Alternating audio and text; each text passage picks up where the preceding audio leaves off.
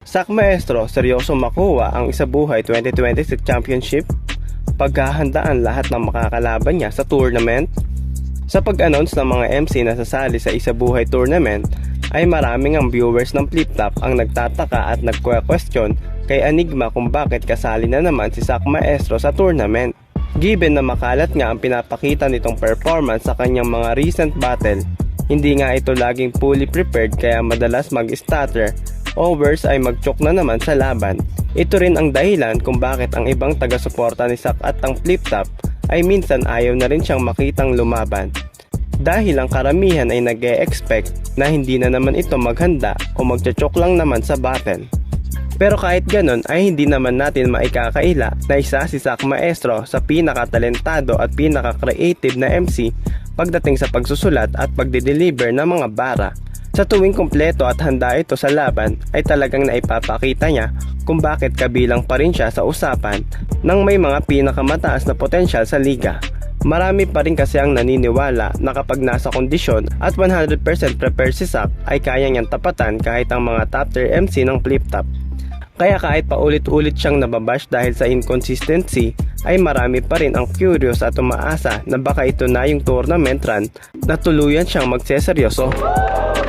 Gusto niya 2 minutes lang, kaya sinadya akong lumampas. Ngayon alam nyo nang hindi ako sumusunod sa patas. Efren Reyes, walang scratch. Kahit mga tira ko'y may English. Oh, di niya na-gets, kinapa-scratch. Sanay ka kasi sa chismis. Kung allergic ka sa punchline, yung scratch ko pang Supreme Fist. Di balanse yung atake. Kasi yung skills hindi umaatas. Di balance, lang reply. Kasi nga, zero balance. Sa post nga ni Sak Maestro sa kanyang Facebook account, ay sinare nito ang quote ni Kobe Bryant na job's not finished. Kung isang basketball fan ka, ay alam mo na agad ang meaning nito. Dahil sinabi ito ni Kobe noong lamang sila sa series ng 2-0, pero wala pang dapat rason para mag-celebrate. So ganun din yung sinasabi ni Sak na point dito, na kahit nanalo siya sa first round ng tournament ay wala munang celebration dahil may mga susunod pa siyang kakalabanin. Pinapakita niya dito na seryoso talaga siyang makuha ang championship para na rin mabigyan ng justice ng kanyang legacy para sa kanyang talento sa sulat. Kapag nag-champion siya this year ay maraming mga taga-suporta niya ang kakalimutan na yung mga laban na hindi siya naghahanda o nagcho-choke lang siya.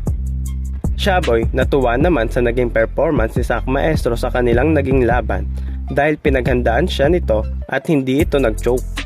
Kahit na natalo siya at nabura na ang kanyang malinis na win-loss record ay masaya pa rin siya dahil walang tapon yung pinakitang sulatan ni Sak para sa kanilang laban.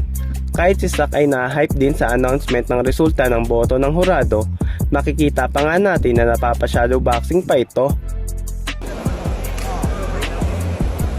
Isabuhay 2026, Sak Maestro vs. Shaboy, against the Beses, versus ano na pareho. This is tournament, again na lahat para kay Sak Maestro.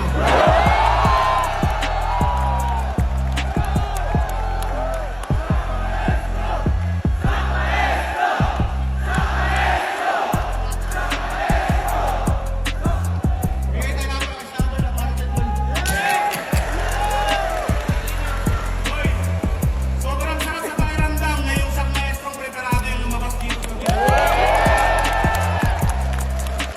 Sa laban ni Sak Maestro kay Shaboy ay maraming beses niyang ang kinall out at tinira si Looney. Gustong gusto niya talagang makalaban ito dahil kahit dati pa lang ay open na siyang sabihin yung kagustuhan niyang makatapat at makalaban si Looney. Are you gonna battle again? Yeah, I'm gonna battle again, man. One more battle, man. Mo battle juga, ba? Give me the person that I want. It's only Looney. It's not because I want to battle Looney. Tulo lang may makabuhat na sa roster sa Flip Top, ba? Ikaw 6 ka. Yes. Kahit naman si Looney ay believe din sa pinapakitang performance ni Sak Maestro kapag naghahanda siya dahil ibang halimaw na MC ang lumalabas kapag hindi 2 days prep ang dala niya sa kanyang laban. Tulad na lang ng ginawang performance ni Sak Maestro kay Saki, humanga nga si Looney kay Sak dahil sa quality at kung paano niya i-outclass at i-outperform si Saki. Grabe din yung effort niya dun sa sulat nun. Hindi birong yung detalye ng sulat nun. Kumbaga sa tato para siyang fine yung lining, sobrang pino nung lining, nung detalye.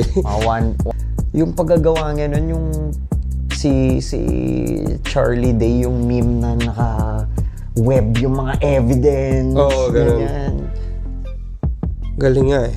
Yung Roundtree, parang ano yun, mastermind shit. Galing nun.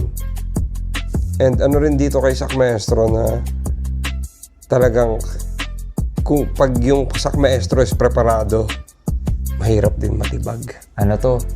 All-time performance. Magaling. Saludo sa dalawang to. Sinabi rin ni Looney na willing siyang makalaban si Sak Maestro if totodo ito ng paghahanda dahil alam naman natin na ang pinakaayaw at disrespect sa isang MC ay yung hindi paghahanda ng 100% sa kalaban. Ikaw ba updated ka pa ba sa eksena ngayon sa local scene? Nakapanood ka pa?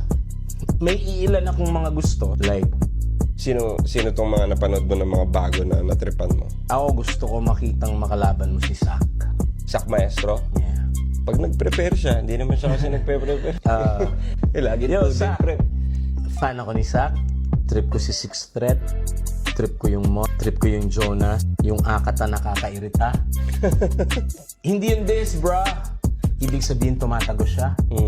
Dagdag pa nito ay malaking pangalan pa rin si Sak Maestro sa battle rap community kaya hindi rin nakakapagtaka kung bakit patuloy pa rin siyang nabibigyan ng pagkakataon sa malalaking laban at tournaments. Alam din ng karamihan na kapag si Sak ang nasa matchup ay automatic na may hype at maraming gustong manood dahil hindi mo rin alam kung anong version niya ang lalabas sa battle. Pwedeng ito yung Sak na magchochoke at mawawala sa momentum, pero pwede rin yung Sak Maestro na magbibigay ng classic na performance na maaalala ng kanyang mga fans. At possible ulit na magkaroon ng event sa Davao, which is Pakusganay, dahil meron silang representative na si Sak Maestro. Dahil last year nga ay walang event na Pakusganay dahil na lang din walang top tier MC na galing sa Davao na active. Kaya dito pwedeng ganapin yung ibang laban sa second round ng Isabuhay Tournament. Dito nga ay makakalaban ni Sak Maestro si Manda Baliw. Ito binigay sa isang taon, 2 event, kaya Davao magingay. Hindi kailangan pumatay, asinyo, wakay angay. Ako pa rin ang dahilan kung bakit may pakusgan na. At alam din naman natin na ang Isabuhay Tournament ay kailangan ng matinding commitment dahil kung gusto nga ito ni Sak Maestro na mag-champion ay kailangan niyang maging consistent at laging handa sa bawat battle. Hindi sapat dito ang talento lang dahil ang Isabuhay Tournament ay nangangailangan ng disiplina, preparasyon at focus sa bawat round. Alam naman ng karamihan na kayang-kaya ni Sak makipagsabayan pagdating sa sulatan at performance. Pero ang pinakamalaking kalaban niya talaga ay yung pagiging inconsistent at hindi paghahanda sa laban.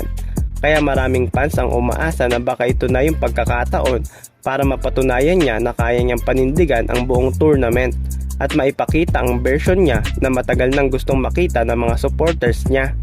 Ngayong kabilang si Sak sa mag-a-advance sa second round ng Isabuhay Tournament, hati naman ang opinion ng mga viewers. May mga nagsasabi na sa una lang yan magaling at maghahanda. Ganyan naman siya palagi kapag nasa first round, preparado lagi si Sak Maestro. Pero pagdating sa second round ay laging walang handang sulat o kaya naman mahinang material ang dala nito. Pero sa huli nakaisak pa rin kung papatunayan niya na kaya niyang bumalik at ipakita ang dating bagsik niya sa entablado ng flip top. Kayo mga boss, anong opinion nyo sa video na ito? Malaki ba ang chance ni Sak Maestro na mag-champion sa Isabuhay this year? O mahihirapan o hindi na naman siya maghahanda sa susunod niyang kalaban? Comment down below lang mga boss at babasahin natin lahat ng opinion nyo para sa video na ito. Huwag nyo rin kakalimutan suportahan at mag-subscribe sa aming channel para maging updated kayo sa mga ilalabas at i-upload naming video.